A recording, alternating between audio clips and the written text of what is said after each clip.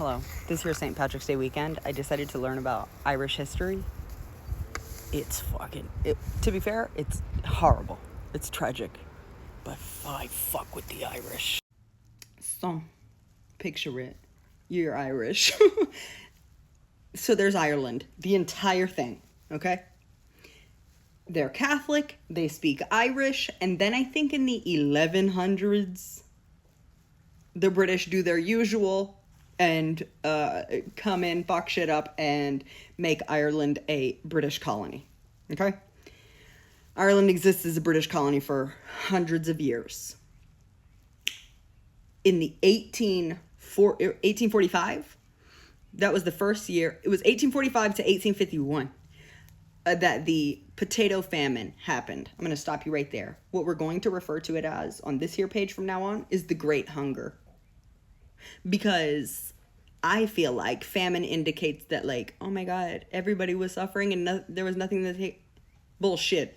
That was a very preventable famine that the British allowed to happen. And in how many years is that? From 45 to 51, the Irish population was cut in half because of how fucking brutally the British treated their subjects. So what happened was, Ireland was a very agrarian culture, meaning like half of the people in Ireland at this time, like 1840s, half of them worked the land, and that's how they lived. They worked the land, that's how they got their food, they sold the extra food. However, the land, more often than not, was owned by some fucking England. So shit was already, like, wealth disparity. So then it comes a point where largely what is being grown is potatoes, strictly.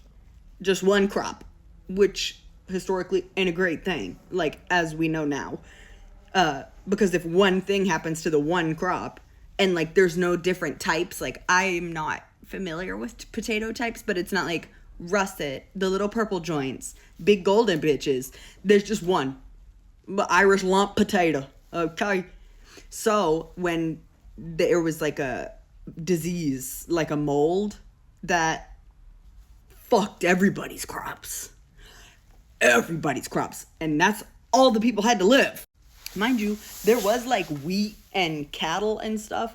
However, the British made them sell all that shit.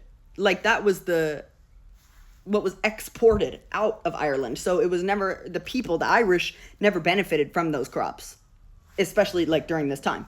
Now, what's so disgusting is that it's like just a perfect example of capitalism, because there's the Irish people, the food is sustaining, everything is good, beautiful, the population rises because everything is good, people can eat, people have work, X, Y, and Z.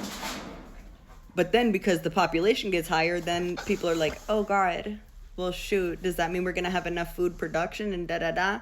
So then when people just start dying off because they're starving to death, because there's literally nothing to eat, the British were like, girl, that's laissez-faire. That's you just got to let the market figure itself out. Even if that means, you know, there's too much demand, the people needing to eat being the demand.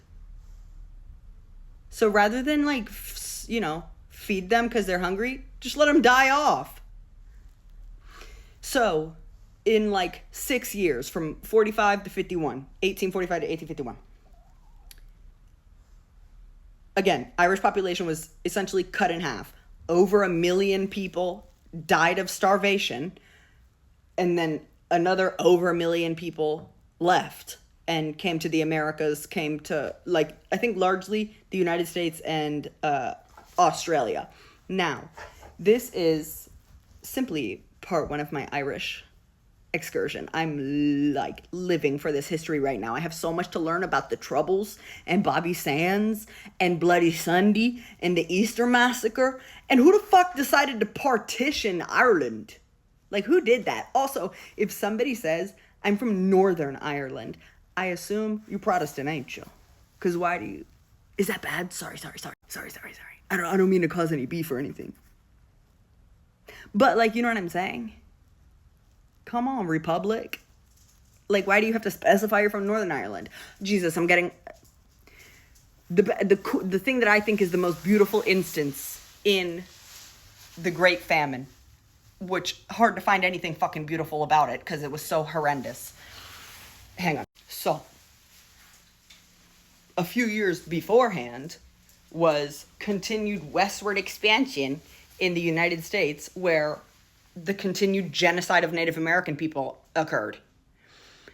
The Trail of Tears. Okay? So, there were native tribes, specifically the Choctaw tribe, that had heard about this.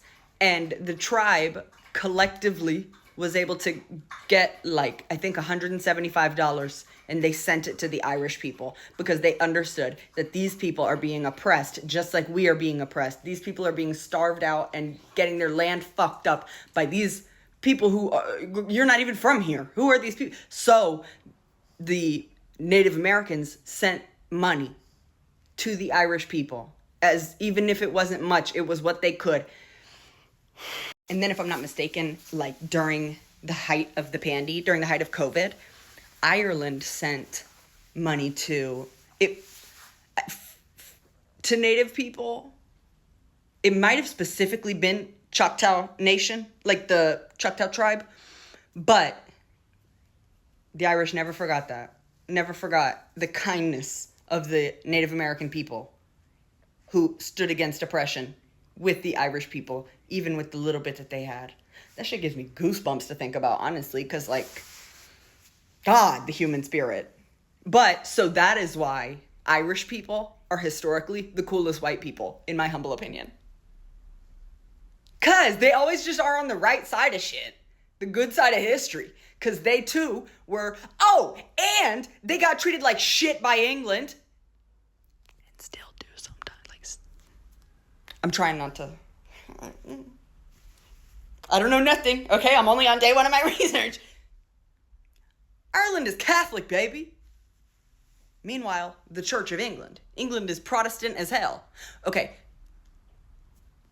Europe, you know this.